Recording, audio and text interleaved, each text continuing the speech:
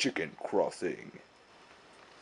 Hey guys, today we got the new Virtue Spire made by Virtue Paintball, and we're going to give you a good overview of it so you can see what you get with the box and all the specs, pros and cons that come with this this hopper.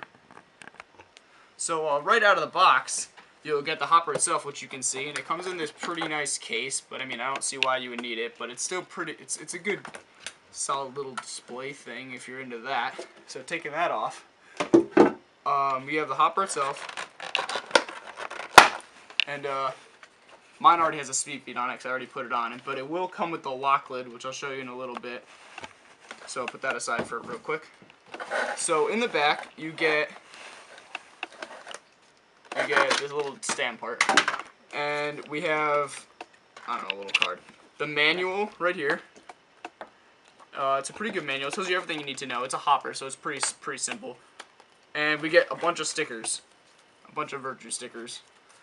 So right here, this would be the speed feed packaging. Right now it's got the lock lid in there, so I'll take that out for you real quick. And the speed feed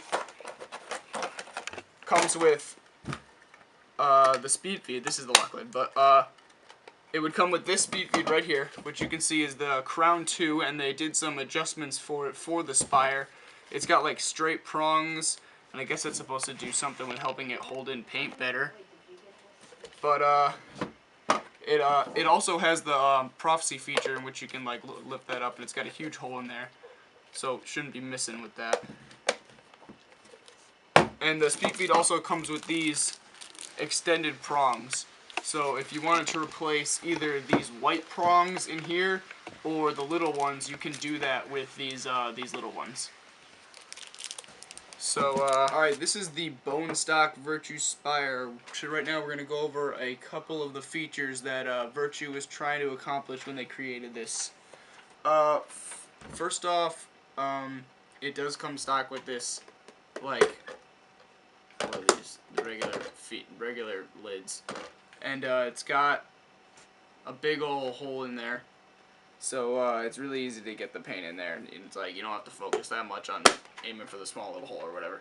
And the way it feeds and the way it cycles is a lot different from, not that much different, but it's different from the other big loaders like the Rotor or the Prophecy, where it's like almost like it's sound activated, but it's not. It's like a G-force sensor or something like that. So it's in the front of the hopper right here. There's like, it senses the movement in your gun to ensure that it keeps spinning.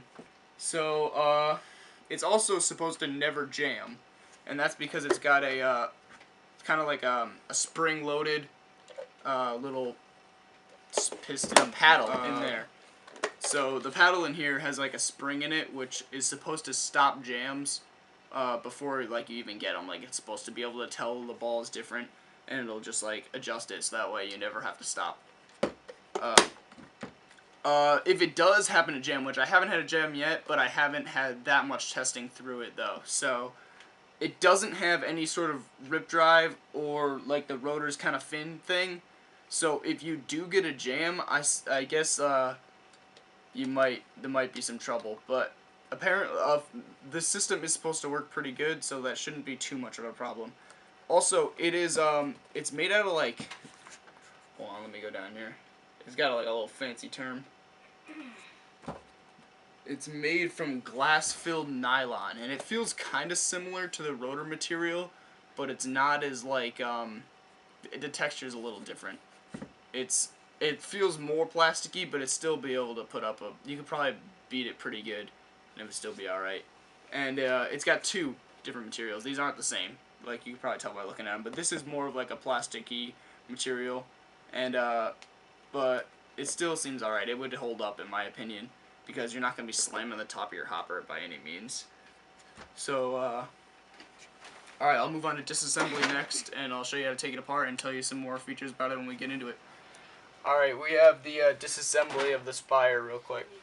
The biggest thing about this is it is definitely toolless, like a lot of the hoppers. But to take off this top part right here, this whole section, you're going to push down. Well, see, that's the lock when it's down like this. You're going to push this up here and then push it in, so like this little lever will move in there. So you push it up, push this in, and then you're going to take this whole part, and you're going to kind of push it back in towards the hopper itself. So you push it in, and then kind of, hold on, push it in, and then kind of pull it out at the same time, and the whole thing pops right out. So it's just like this. And then you have another little lever in here, this little black lever right here. You pull that. It's kind of hard to do backwards, but yeah, you pull that forward, and you can just pull the whole tray out, and then you got everything like that. All the batteries. These are all the batteries right here, and the wires and the button, and the little the board right in there. So, and then this is just the empty shell. There's nothing in here. You could put a hose to this if you wanted to. You'd probably be alright. I don't know why you put a hose to it, but you probably could. Putting that back together real quick, because that's real fast. You just snap that right back in. You just push it in, and then to take the whole spire out right here, you just kind of pull it out. There's two little latches on top. If you can't see those on there, and you just pull it out, and then you can see that these are softer than I thought they were gonna be. It would handle paint pretty well. And you can kind of tell how it's like got a spring. I don't know if you can see that moving like this. That's the anti-jam system right there. And to put that back on, you just would push that right back in like this. And then it goes right back on. So I'm going to put the speed feed on to show you that it goes on the same exact way. It's just a whole nother top. Just like the regular lock lid was, it's a whole nother top like this. So you're just going to push it in, make sure these two little sidebars are in, and you just push it in. And there you go. You're good. Push that back down, and you're ready to go. There you have it. Disassembly. Alright, I have a rotor here to compare this with for the sizes and things. I don't know if they're both going to stand up. But, like, you can see the spire's a little bit longer. It's supposed to be 4x4 exactly. So, here, if you can see those from the back, the rotor is a little bit bigger. So it is still a true 200 ball capacity, which is more. So it is definitely longer. Here, I'll hold them up straight so you can tell. Can you see that good?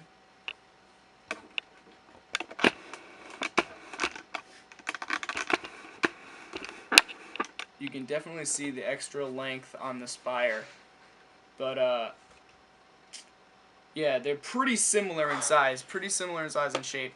This is probably a little longer, but it's also a little shorter and a little thinner.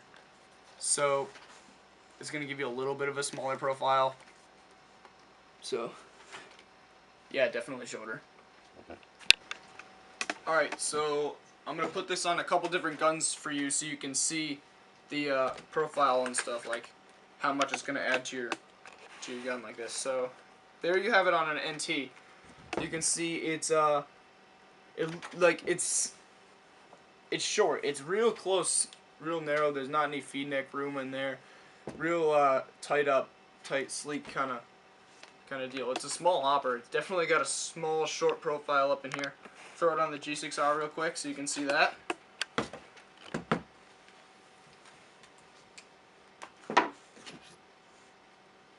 I got the G6R right here. You can see that same deal. It's real tight up against the feed neck. You're not going to get any extra room like that. And it's got the same real, oh, that's crooked. But it's got like the same small shape. I'll put the hopper on the rotor on the NT real quick so you can see the difference here. So you can definitely tell when they're holding both. I know these are different guns, but you can definitely tell when I'm holding these that the rotor is a little bit taller, a little bit fatter. And the way they sit on the gun is actually very similar. The feed necks are both located in very similar places on the gun. They're like this, like kind of just around the middle. So they sit pretty same. Like if you're used to using a rotor or anything, it's not like it's like gonna be forward or backward or anything like that.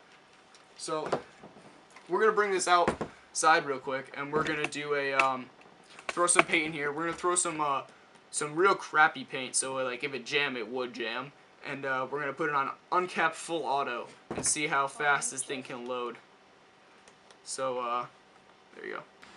Alright, we have the gun set to uncapped full auto. So we're gonna see how fast this loader's gonna shoot. So go ahead, Tucker.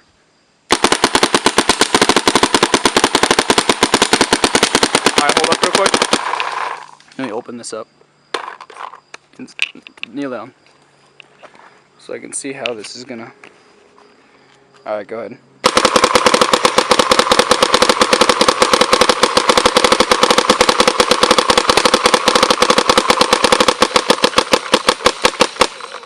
Keep going, keep going, keep going. Don't shake it so much. Alright, good. Turn that off. Alright, Tucker. Tell everyone what you stole. What? I stole the corn. Alright, that won't really focus in there.